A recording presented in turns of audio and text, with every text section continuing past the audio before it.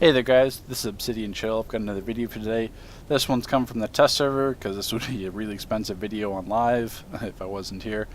Essentially, I've seen a lot of videos recently pop up about people making controller loadout guides for the various power sets, and a lot of the time, you know, no offense to these players, but most of them are just DPSers and trying to and just making controller loadout for the sake of making a video, and they kind of are a bit off base.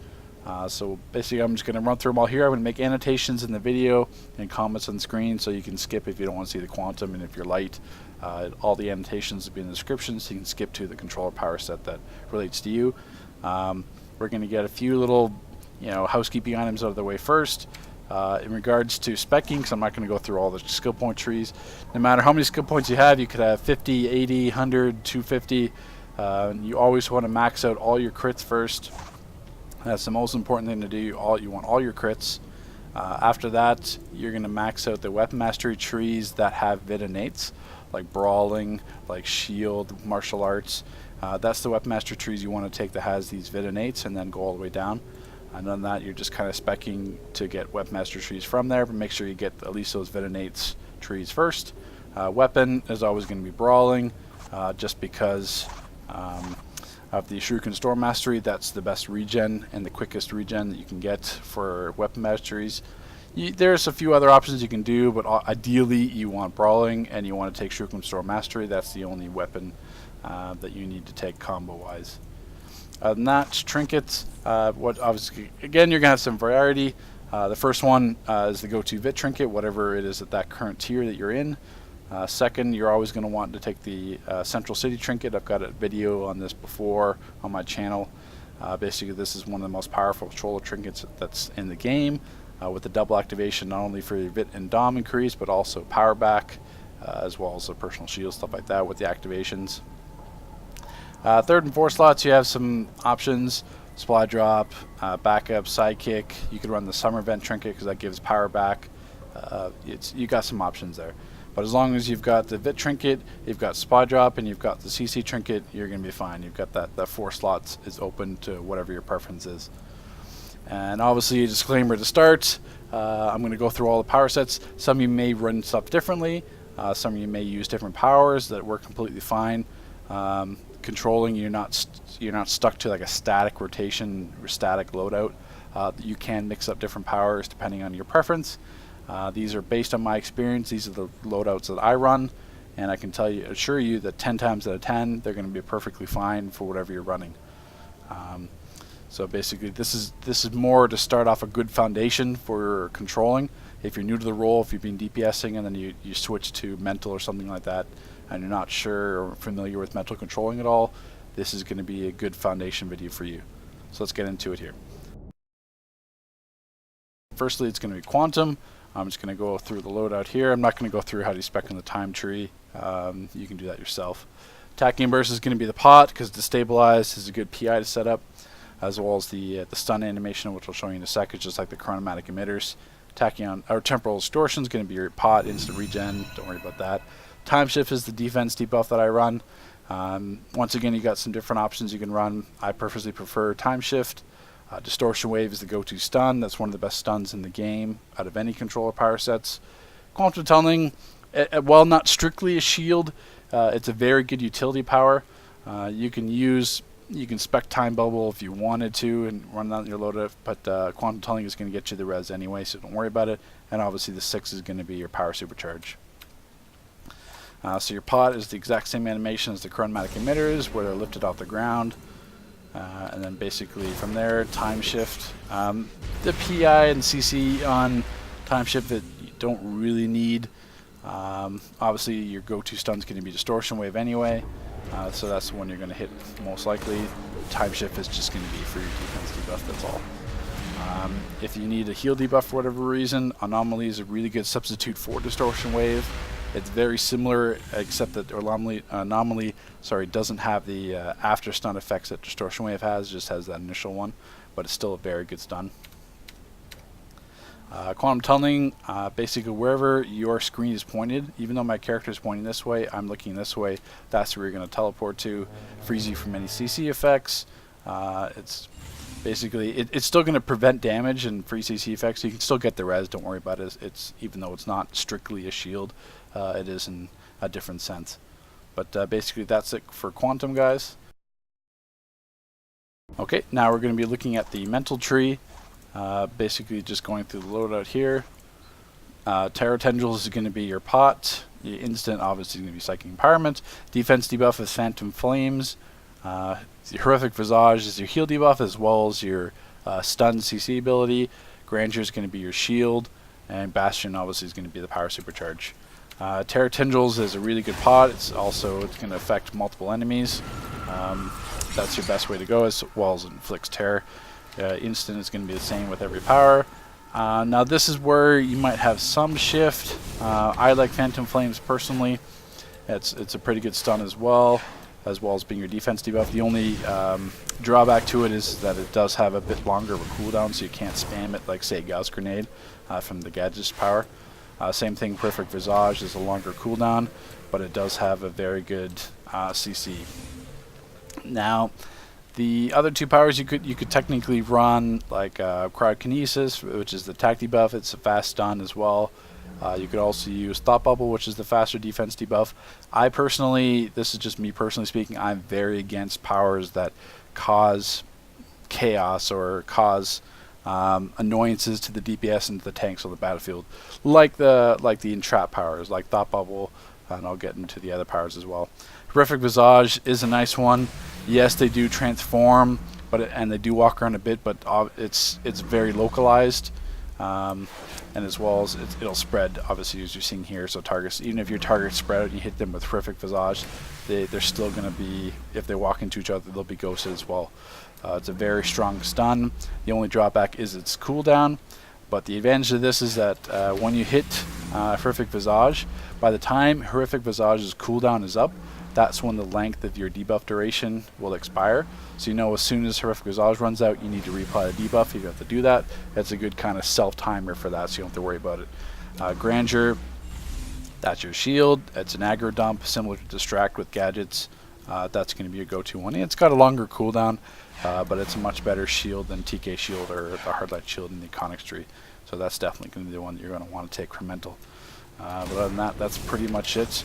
You don't need to spam any powers specifically. Horrific Visage, like say you're in BBS and you're about to turn the corner into the tunnels, that's going to be a great power to hit there. Just even though if you don't need the heal debuff, just like Distortion Wave that I just showed you in the Quantum, the Horrific Visage is going to be that CC ability that you want to keep on your loadout for mental.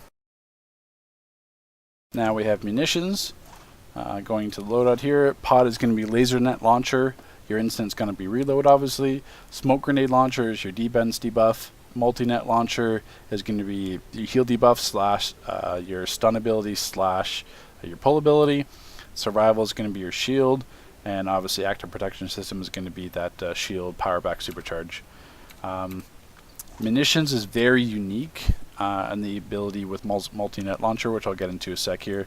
But basically your pot is going to be the singular version of Multi-Net Launcher. It's going to inflict burning as well, which is nice for a little bit extra damage. Obviously a reload animation there, it's going to be the exact same. Smoke Grenade Launcher is exactly like Smoke Bomb. That's the ability. It's a soft stun, so it's not going to be preferred, but it's a very good defense debuff to be able to spam on targets. Multi-Net Launcher is going to be that one. This one has a bit of a trick to it. Since it's a projectile, depending on where you stand is going to be how many targets it hits, where you can hit 4 or 5 targets at once, or you're going to hit 1 or 2 targets depending on where they are.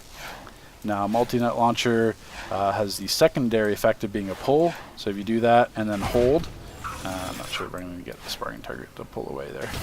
There you go. So basically you're going to hit it and then hold range tap or whatever amount it is on your controller. That's going to be your pull, which is really unique. It's nice having pull abilities to controller. It doesn't come in as handy as much nowadays with the raids and current content, but you'll find many uses for it there. Survivals, just like Grandeur, just like Distract, it's your aggro dump, it's your shield for you from CC effects, and then obviously your power supercharge. You know, once again, Munitions, you technically have different options you can run. different debuffs. You could use minigun, stuff like that. But this is the best controller loadout that you'll find for munitions, that gives you a pure controlling loadout, not worrying about extra damage, not worrying about anything else. You could technically, the other power that some people run instead of multi-unit launcher, obviously you might need a damage debuff and flat cannon, but some people run rocket retreat, which is basically gives you about 25% damage absorption instead of that. You can run that as well. I prefer multi-unit launcher just because it's an amazing stun. You've got the pull and it's got the heal debuff, so that's why I run that in my loadout. But that's it for munitions, guys. Okay, guys, next we have is gadgets. Gadgets is a very unique controller power set because you do have different loadouts you're going to need for different situations. Where the other power sets, you pretty much have like one go-to loadout and you just kind of use that for whatever. Gadgets, you have the ability to mix things up depending on what your situation is, and that's why it is a really good power set for controlling as well. But we'll get into this loadout here, and then I'll show you the variations of it depending on your situation. Sticky bomb is going to be your pot. If a situation where you need a pull, you can use taser pull, but once again, you very rarely do you need situations that'll be pulls. Defibrillator is going to be your instant. Gauss grenade is going to be that defense debuff and quick soft stun. I use paralyzing dart, which is your attack debuff, which is becoming more handy now with the current content, as well as it's an amazing stun. Distract is going to be your shield, and battle drone is going to be your supercharge, which is a 35% supercharge compared to all the other ones, which are 50. And we'll get into that in a sec. So basically it's here. Your sticky bomb is a very nice single target stun as well. It's going to cause a little bit of chaos, but very manageable. And it's great for healing that. Gauss grenade there. Sets up with PIs. Sleep dart's your attack debuff. It's your hard stun. And multi-targets. Distract obviously your shield. Your aggro dump, similar to grandeur and survival, and frees you from CC effects. Now, depending on your situation, what I meant before, you could run different loadouts. Say you're doing a 4-man alert without a tank, you'd want to be able to run holographic decoy, which is very good. Basically, it's going to set up another target that's going to taunt, so basically it acts like a tank for 15-20 seconds or so. So it can be very handy in those boss fights where you're not running a tank. Cryofoam is going to be your ground, as well as set up burning electrified enemies for that PI for a little bit extra damage, as well as your heal debuff. Let's see other options you could run instead of the supercharge. Sometimes this is controversial as well. I prefer looking at it from this point of view. Sometimes you need burst power instead of battle drone, which is very like with battle drone. Once you summon it, it's very slow ticks of power. Like you see these 124 ticks every about half a second, which is great. And after battle drone's about to expire, after like 25 seconds or so, it's going to explode, and that's when you're going to get the like 2.5 or 3k depending on the crit power back, as well as a bit extra damage. Now sometimes some situations, 8 times out of 10, that's perfect. That's all your raid's going to need. But say you're doing like Dark Side War Factor or some of the end gear content or survival mode, battle drone isn't always going to cut it because those healers need power right away, or if the healers just got res, they need to spam heals just so they get the raid back up. That's where you're going to want to run an actual proper power supercharge. And what I mean by that, if you're super speed, you could run speed drain. Acrobatics, I think it's like a backflip or something like that. Or very powerful, and actually is the best power back is going to be in the iconic tree, is going to be word of power. So I would preferably spec into like have that secondary power supercharge just in case you find that your group and battle drone isn't cutting it. And once again, most of the time battle drone is going to be completely fine, but have that one of those options as a backup, one of those 50%ers. But that's basically it. Gadgets is very handy, especially for battle drone. Not only keeps you alive, but it also taunts enemies, so boss fights are not running a tank. You've got lots of different options with gadgets, and that's why it's so unique, giving you so many different options that you can run with that. As well as, I didn't really touch on this with mental, but technically with the hand mod improved stealth. That's a bit, let's say advanced controlling, but you could technically run stealth.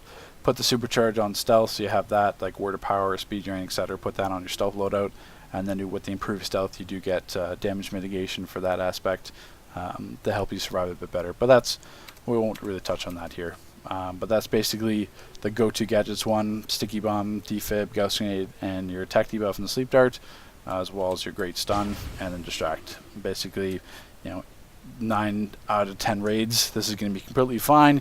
You may find you want battle drone for the taunts and alerts, or lower content, or just to help you survive. And then cryofoam, obviously, if you need a heal debuff as well. But that's it for gadgets, guys. Okay, and for Hardlight controlling, this is probably going to be the one that may stick out the most from all the loadouts that I've given so far for controller power sets. I have a different kind of train of thought for Hardlight. I personally don't think it's a very good controller power set, but that's not Hardlight's fault. That's just the devs introducing all NPCs now have 0 willpower, so all your CC abilities have a much more pronounced effect in solos, duos, alerts, raids. So that's where Hardlight can get a bit annoying. So this loadout, basically, you've got powers like minigun, like fan. Minigun is going to constantly push targets out of range of, say, mental or gadgets DPS, or basically any mid-range DPS. They're going to have to chase the ads because minigun's going to knock them back. Then fan's going to pull them in. Chompers is going to panic.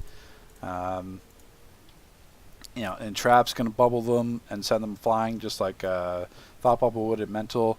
It's just very annoying powers if you're a DPS or you're a tank, because the ads are just going all over the place.